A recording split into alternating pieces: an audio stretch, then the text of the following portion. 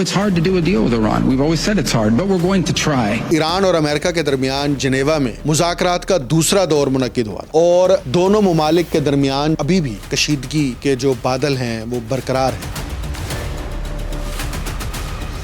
امریکی نائب صدر جے ڈی وینس نے کہا واشنگٹن تہران کے ساتھ سفارتی حل چاہتا ہے، لیکن ساتھ ہی دھمکی دے دی کہ ٹرمپ کے پاس ایران کو جوہری ہتھیار حاصل کرنے سے روکنے کے لیے تمام آپشنز بھی موجود ہیں. If Iran gets a nuclear weapon, the president has said he's going to prevent. آیت اللہ علی خامنائی ہیں ایران کے سپریم لیڈر. وہ کہتے ہیں کہ ان جہازوں سے بھی زیادہ خطرناک وہ ایرانی ہتھیار ہیں جو انہیں سمندر میں ہی تباہ کر دیں گے. اگر شباستی نسبت به ملت ایران انجام بدن سیلی سخت خواهند خورد. آپ دیکھ رہے ہیں انٹولڈ سٹوری ود ڈاکٹر اکمل سومرو. ایران اور امریکہ کا تنازع محض دو ریاستوں کے درمیان سفارتی کشمکش نہیں ہے، بلکہ یہ طاقت، وقار اور عالمی بالادستی کے بیانیوں کی ٹکر ہے. ایک طرف واشنگٹن اپنی عسکری برتری کو مذاکرات کی ٹیبل پر بطور دباؤ استعمال کرنا چاہتا ہے، تو دوسری جانب تہران اپنی مزاحمتی نفسیات اور تاریخی تجربات کو ڈھال بنا کر کھڑا ہے. سرخ لکیریں جس کو ہم ریڈ لائنز کہتے ہیں، یہ ریڈ لائنز کھینچی گئی ہیں اور دوبارہ کھینچی گئی ہیں. ہر ایک دہائی بعد یہ نئی ریڈ لائنز امریکہ کی طرف سے کھینچی جاتی ہیں یا لگائی جاتی ہیں.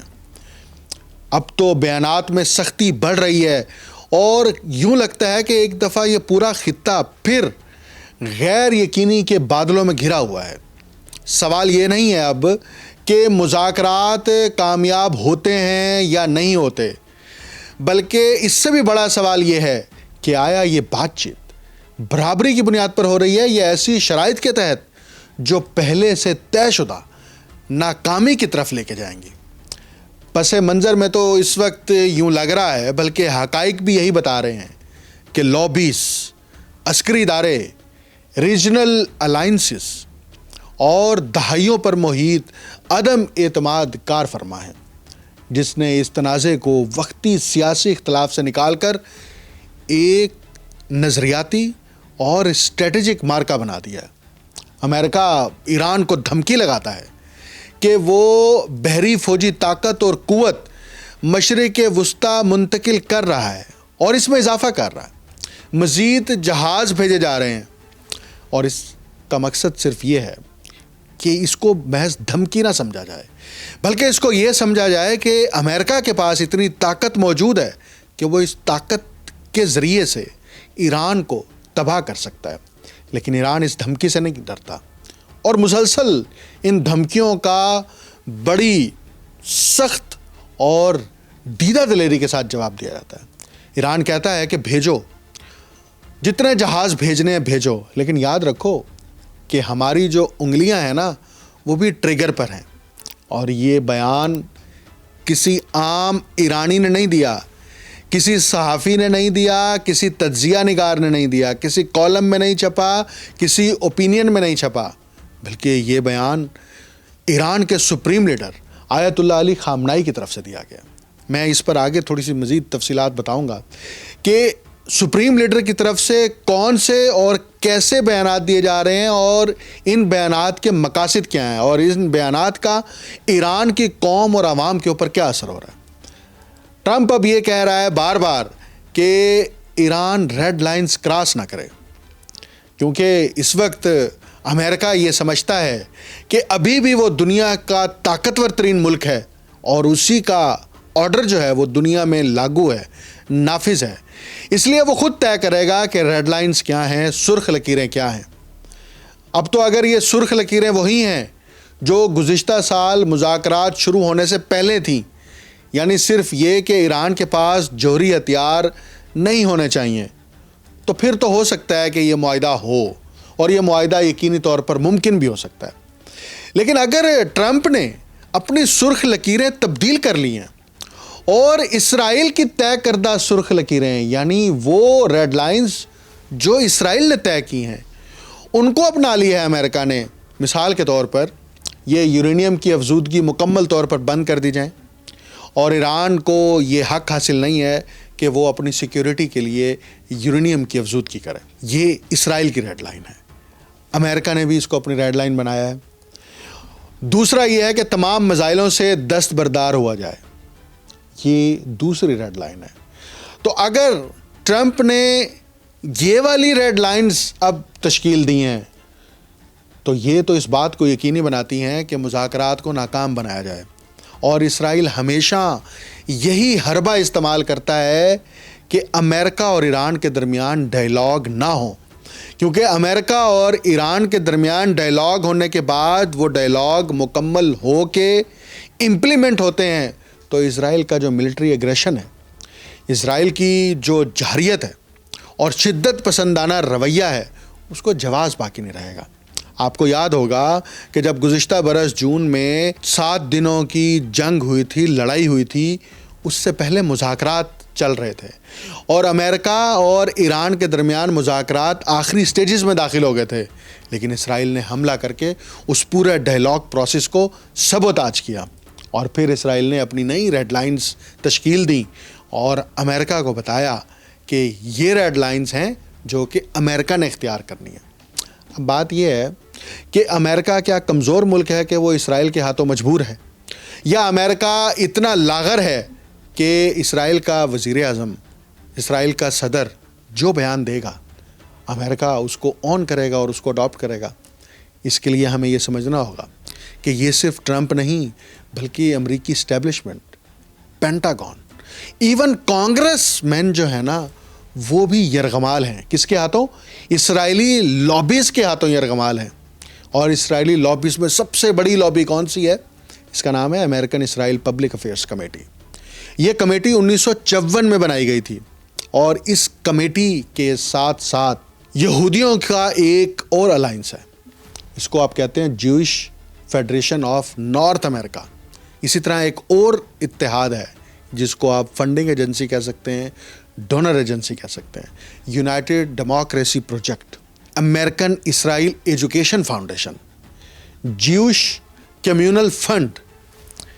یہ وہ ادارے ہیں جو امریکی کانگریس مین کو براہ راست ڈونیشن دیتے ہیں۔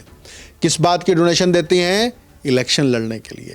کس بات کی ڈونیشن دیتے ہیں؟ ان کے اخراجات برداشت کرنے کے لیے۔ کس بات کی ڈونیشن دیتے ہیں؟ ان کی پارٹی کو چلانے کے لیے۔ اپارٹ فرام اٹ کہ اس کا تعلق کانگریس کے ان اراکین کا تعلق ڈیموکریٹس کے ساتھ ہے، ریپبلکن کے ساتھ ہے، اس سے بالاتر ہو کر ایک ایسے سہولت کاروں کا گروہ وہ کانگریس میں لا کے بٹھایا جاتا ہے اس پروجیکٹ کے ذریعے سے، ان لابیز کے ذریعے سے، جس کا مقصد صرف کیا ہوتا ہے کہ وہ اسرائیل کے جو مفادات ہیں مشرق وسطیٰ کے اندر، ان کو تحفظ فراہم کرنے کے لیے امریکی حکومت کے اوپر دباؤ ڈالنا ہے۔ اب اس وقت میں سکرین کے اوپر کچھ ویڈیو چلا رہا ہوں، آپ اپنی سکرین پر اس وقت دیکھ سکتے ہیں، اور یہ ویڈیو بنیادی طور پر یہ بتا رہی ہے کہ تمام امریکی ریاستوں کے جو کانگریس مینز ہیں، اس سکرین پر آپ کو ان کے نام بھی نظر آ رہے ہیں، تصویریں بھی نظر آ رہی ہیں۔ صرف یہی نہیں بلکہ ان تصویروں کے نیچے آپ کو یہودیوں کی جانب سے ہونے والی فنڈنگ کی تفصیلات بھی ہیں، یعنی کہ ان لابیز کی طرف سے جو یہودی آپریٹ کر رہے ہیں اور وہ امریکی کانگریس مین کو فنڈنگ دیتے ہیں، یہ پبلک ہے۔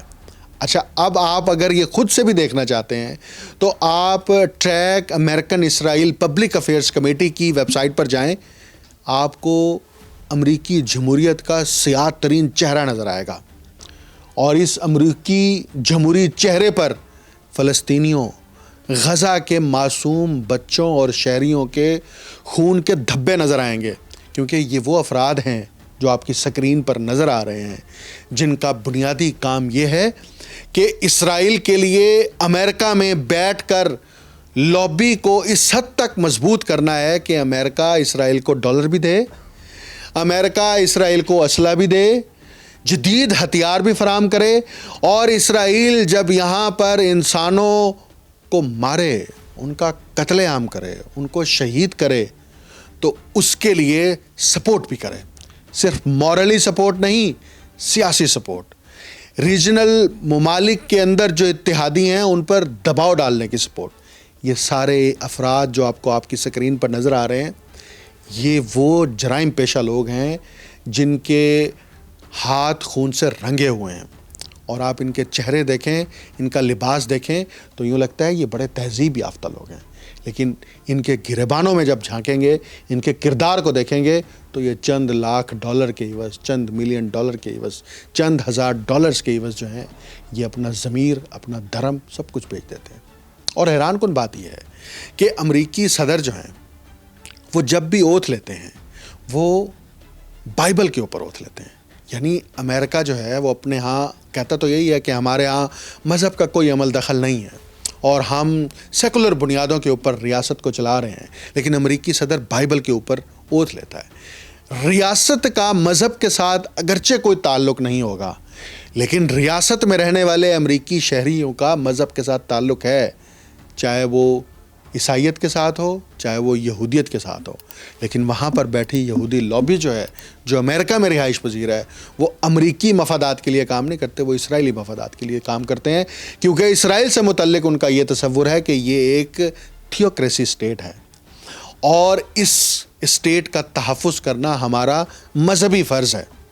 اب میں آگے جا کے آپ کو دو باتوں کا لنک سمجھاؤں گا کہ مذہبی فرض ان کے لیے کیا ہوتا ہے اور ایران کے لیے کیا ہوتا ہے. جب ایران کی باری آتی ہے تو ان کا نقطہ نظر کیا ہو جاتا ہے. ابھی ایران اور امریکہ کے درمیان جنیوا میں یعنی سوئٹزرلینڈ کے اندر مذاکرات کا دوسرا دور منعقد ہوا تھا, اور دونوں ممالک کے درمیان جو ہے وہ ابھی بھی تصادم اور کشیدگی کے جو بادل ہیں وہ برقرار ہیں. لیکن ایرانی وزیر خارجہ عباس عراقچی نے ایک بڑا حیران کن بیان جاری کیا, اور وہ انہوں نے پریس سٹیٹمنٹ میں دیا ہے کہ امریکہ کے ساتھ جو بنیادی اصول ہیں یعنی بیسک پرنسپلز ہیں اس پر جو ہے وہ ایگری ہو گئے ہیں اور مفاہمت ہو گئی ہے, لیکن ابھی بھی بہت سارے امور جو ہیں وہ حل طلب ہیں. لیکن امریکی نائب صدر جے ڈی وینس نے فوکس نیوز سے جب گفتگو کی تو انہوں نے کہا کہ اگرچہ واشنگٹن تہران کے ساتھ سفارتی حل چاہتا ہے, لیکن ساتھ ہی دھمکی دے دی کہ ٹرمپ کے پاس ایران کو جوہری ہتھیار حاصل کرنے سے روکنے کے لیے تمام آپشنز بھی موجود ہیں. The United States has certain red lines. If Iran gets a nuclear weapon, that would be a disaster for the American people. That's one of the things the president has said he's going to prevent. اب یہ بیان تو ایک دھمکی کے مترادف ہے کہ ایک طرف آپ ڈائلاگ کر رہے ہیں, دوسری طرف آپ دھمکی دے رہے ہیں, اور ایرانی قیادت نے ایک بار پھر اس دھمکی کے بعد اس عزم کا اظہار کیا ہے کہ ایک تو ہم جوہری ہتھیار بنانے کی کوشش نہیں کر رہے. ایرانی صدر مسعود نے واضح طور پر یہ بیان جاری کیا ہے کہ ہم اپنے نیوکلیئر پروگرام کی ویریفیکیشن کرانے کے لیے تیار ہیں. یعنی ایران اب بھی کہہ رہا ہے کہ ہمارا جو نیوکلیئر پروگرام ہے وہ امن کے لیے ہے, وہ جوہری ہتھیاروں کے لیے نہیں ہے, اس طرح سے اس سٹیج کے اوپر, لیکن ہم اس کی ویریفیکیشن بھی کرانے کے لیے تیار ہیں. اب کیا ہوتا ہے, اب آپ ذرا یاد کریں کہ امریکی جہاز ایران کی حدود میں داخل ہوا, وہاں پر بمباری کی گئی, اور بمباری کرنے کے بعد امریکی صدر کی جانب سے فوٹیج ریلیز کی گئی, تصویریں ریلیز کی گئیں, اور امریکی اور مغربی میڈیا کی جانب سے خبریں نشر کی گئیں کہ امریکہ نے ایران کے پورے نیوکلیئر پروگرام کو تباہ کر دیا, اور ایریل ویژول جو ہیں وہ دکھائے گئے, اور اس میں بتایا گیا کہ ہم نے فتح حاصل کر لی ہے. اور اس فتح کے شادیانے صرف امریکہ میں نہیں بلکہ اسرائیل میں بھی منائے گئے اور بجائے گئے, اسرائیل نے جشن بھی منایا. اب بات یہ ہے کہ اگر پورا نیوکلیئر پروگرام تباہ ہو گیا تھا تو پھر مذاکرات صرف اسی ایک پہلو پر کیوں ہو رہے ہیں جی؟ نیوکلیئر پروگرام تو ختم ہو گیا, وہ انفراسٹرکچر بھی ختم ہو گیا, لیکن اب کس بات کا خوف ہے؟ اب خوف کچھ اور ہے. میں ابھی آپ کو اس طرف بھی لے کے چلتا ہوں. اب معاملہ یہ ہے کہ جو ریجنل ممالک ہیں جس میں ترکیہ ہے, مصر ہے, سعودی عرب ہے, عمان ہے, قطر ہے اور عراق ہے, یہ مسلسل امریکہ کے اوپر دباؤ ڈال رہے ہیں اس بات پر کہ دونوں ممالک کے درمیان جو تنازع ہے اس کا حل ملٹری انٹرونشن نہیں ہے, اس کا حل جنگ نہیں ہے, اس کا حل کیا ہے؟ ڈائلاگ. لیکن بات یہ ہے کہ اس وقت مارک روبیو جو ہیں وہ بہت پریشان ہیں. وہ کیوں پریشان ہیں؟ انہوں نے ابھی بیان دیا, اب میں یہ ویڈیو یہاں پر چلاتا ہوں, آپ سن لیں کہ وہ کہتے ہیں کہ ایرانی سمجھتے ہیں کہ جو شہادت ہے وہ ان کی میراث ہے, اس لیے ایرانیوں کے ساتھ بات کرنا بہت مشکل ہے. وہ جو بھی فیصلے کرتے ہیں وہ شیعہ تھیولوجی کے تحت کرتے ہیں, اور جب یہ معاملہ ہو تو پھر ہمارے لیے مشکل ہے کہ ان کے ساتھ ٹیبل ٹاک کیسے کی جائے. We have to understand that Iran ultimately is governed and its decisions are governed by Shia clerics. So it's hard to do a deal with Iran. We've always said it's hard, but we're going to try. تو جناب اب سوال یہ ہے کہ Rubio صاحب آپ یہ بتائیں, امریکہ کس تھیولوجی کے تحت فیصلے کرتا ہے؟ کیا امریکہ کی تھیولوجی انسانیت کو تباہ کرنا ہے؟ کیا امریکہ کی تھیولوجی تہذیبوں کو مٹانا ہے؟ جو عراق میں کیا تھا, جو افغانستان میں کیا تھا, جو تیونس میں کیا تھا, جو مصر میں کیا تھا؟ یا کیا امریکہ کی تھیولوجی فرعونیت اور نمرودی نظریات کے تحت انسانیت کو محکوم بنانا اور غلام بنانا ہے؟ مارک روبیو نے ابھی یہ جو تازہ بیان دیا ہے نا, اس ویڈیو بیان میں بربریت, تکبر, غرور اور تضحیک امیز لہجہ ہے, اور اس کے پیچھے بھی دراصل وہی امریکن اسرائیل پبلک افیئرس کمیٹی ہے جو پیسے دیتی ہے, جو ڈالرز دیتی ہے, جو دیگر لابیز کے ذریعے سے فنڈنگ فراہم کرتی ہے.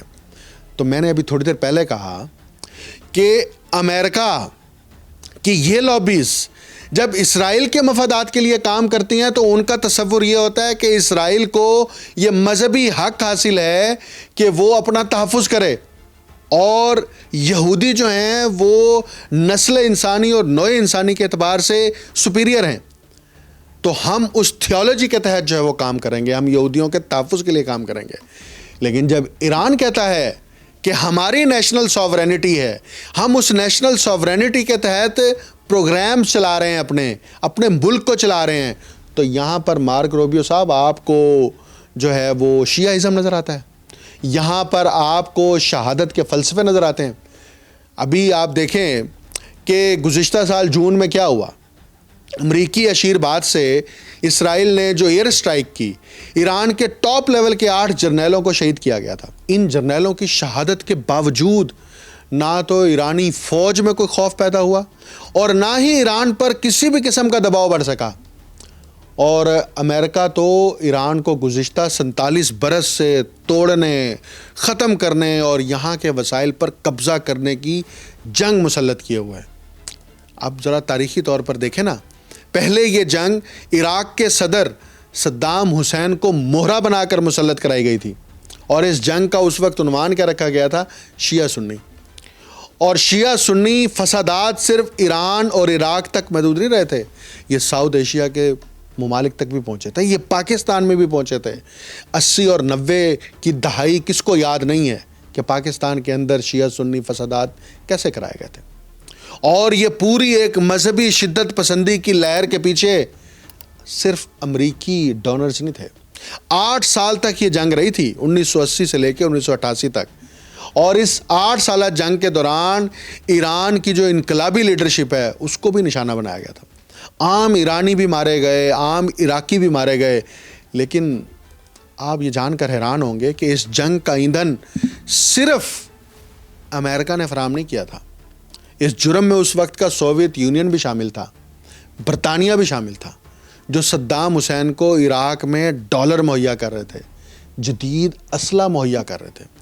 اب عراق کو اس دور کے اندر فراہم کی جانے والی, یعنی اس جنگ کے دوران جو عراق کو فراہم کی جانے والی سوویت فوجی امداد ہے, اس کی مجموعی مالیت کم از کم 30 ارب ڈالر تھی, اور بعض ذرائع تو یہ بھی بتاتے ہیں کہ یہ رقم 40 ارب ڈالر تک بھی پہنچتی ہے. اس کے اوپر دستاویزات بھی ہیں, سی آئی اے کی رپورٹ بھی ہیں. میں یہ سی آئی اے کی کچھ رپورٹس جو ہیں وہ بھی آپ کی سکرین پر چلا رہا ہوں, آپ اس کو بھی دیکھ لیں اور اس کو پڑھ بھی سکتے ہیں آپ.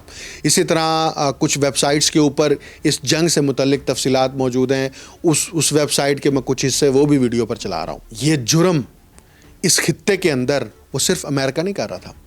سوویت یونین جو کہ بعد میں ٹوٹ گیا اور اب رشیا ہے, یہی رشیا اب ایران کے ساتھ کھڑا ہے.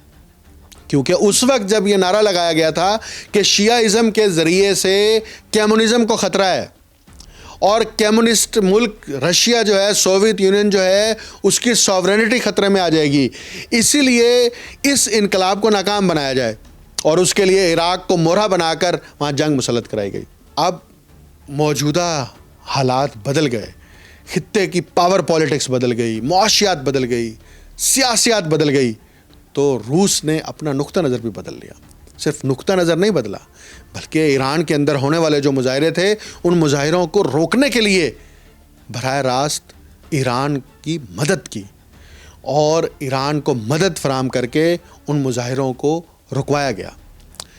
اب ایک طرف امریکہ جو ہے آج بھی ایران کے اوپر دباؤ ڈالنے کے لیے بار بار دھمکیاں دے رہا ہے، اور تازہ دھمکی جو ٹرمپ کی جانب سے دی گئی، بلکہ اس کا تکرار زیادہ ہے کہ وہ کہتے ہیں ٹرمپ کہ انتہائی خطرناک جنگی جہاز اسلحہ جو ہے وہ ایران کی طرف بھیج رہے ہیں، بھیج چکے ہیں اور وہاں انسٹال کر رہے ہیں ہم. اب اس کے اندر جو آیت اللہ علی خامنائی ہیں، ایران کے سپریم لیڈر، وہ کہتے ہیں کہ ان جہازوں سے بھی زیادہ خطرناک وہ ایرانی ہتھیار ہیں جو انہیں سمندر میں ہی تباہ کر دیں گے. اب امریکی کہتے ہیں کہ ایران کے پاس تیل کے وسیع ذخائر ہیں. یہ بیان بھی سپریم لیڈر کی طرف سے ہے کہ جوہری ٹیکنالوجی کی کیا ضرورت ہے. اب اگر ایران سمجھتا ہے کہ ہمارے پاس اگر جوہری ٹیکنالوجی نہیں ہوگی تو ہماری سیکیورٹی کی ضمانت کون دے گا. سپریم لیڈر نے اور کیا کیا کہا، آپ یہ ویڈیو دیکھ لیں. آمریکایی‌ها میگفتن ایران این همه نفت داره میخواد چیکار کنه انرژی هسته‌ای رو. بنده گفتم خب ما امروز دست به سیاه و سفید انرژی هسته‌ای نزنیم، پس فردا که نفتمون تموم شد اون وقت بریم انرژی هسته‌ای رو گدایی کنیم. اب بات یہ ہے کہ ایران اور امریکہ کے درمیان جو بھی مذاکرات اور تنازع ہیں، اس کا جو سب سے بڑا محرک ہے وہ اسرائیل ہے.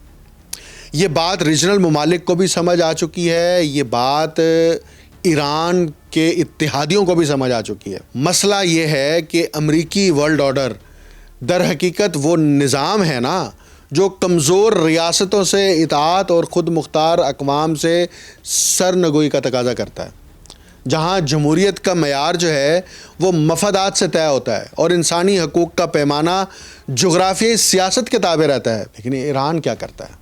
ایران 4 دہائیوں سے پابندیوں، جنگوں، سفارتی تنہائی کے باوجود اپنے قومی وقار، سائنسی پیش رفت اور نظریاتی استقلال پر قائم رہا ہے.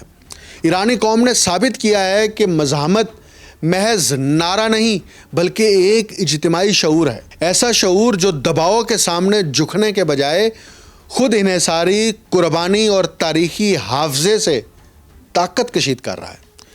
اگر امریکی امپیریلزم طاقت کی نمائش ہے نا تو ایرانی استقامت تاریخ کے صبر اور حوصلے کی علامت بن چکا ہے، اور یہی استقامت ہر عالمی دباؤ کے مقابل ایک زندہ اور متحرک قوم کی عظمت کو اشکار کرتی ہے. یہی سب سے بڑا چیلنج ہے اس وقت امریکہ کو، کہ امریکہ یہ سمجھتا ہے کہ وہ اگر اس لمحے ایران کو سرنگو کرنے میں ناکام رہا تو کل کو کوئی بھی اور اسلامی برادر ملک جو ہے یا کوئی اور ملک وہ امریکہ کو آنکھ میں آنکھ ڈال کے بات کرنے کے قابل ہو سکتا ہے. اس لیے اپنی طاقت کا مظاہرہ کر کے ایرانی قوم کو جو ہے وہ خدا نخواستہ عبرت کا نشان بنایا جائے. ایران کی قوم اندر سے متحد ہے. آیت اللہ علی خامنائی مسلسل پبلک پلیٹ فارمز کے اوپر آ کے عوام کے جذبات کو زندہ رکھے ہوئے ہیں، تازہ رکھے ہوئے ہیں، اور ان کے اندر قومیت کے جذبے کو مسلسل ابھار رہے ہیں. جب بھی ٹرمپ کی طرف سے، امریکہ کی طرف سے، مارک روبیو کی طرف سے، پینٹاگون کی طرف سے ایران کے خلاف کوئی بیان آتا ہے تو فوری طور پر آیت اللہ علی خامنائی اپنی قوم سے خطاب کرتے ہیں اور ان کے حوصلے بڑھاتے ہیں، ان کے عزم کو بڑھاتے ہیں. ان کے پاس ایک مقصد ہے اور وہ مقصد یہ ہے کہ ہم اپنی 5000 سالہ قدیم تہذیب کو محفوظ رکھیں گے، ہم اپنی قومی خود مختاری کو داؤ پر نہیں لگنے دیں گے. لیکن امریکہ اس وقت وہ بھینسا بن چکا ہے کہ جو ٹکر مارنے کے لیے بےتاب نظر آتا ہے. لیکن اب امریکہ نے اس بار ٹکر ماری تو یاد رکھیے گا اس میں یہ بھینسا بھی جائے گا اور امریکی طاقت بھی جائے گی. صرف ریجنل ممالک نہیں بلکہ عالمی طاقتوں کا توازن بھی اب تیزی سے تبدیل ہو چکا ہے. مجھے ڈاکٹر اکمل سومرو کو اجازت دیجیے. اللہ حافظ.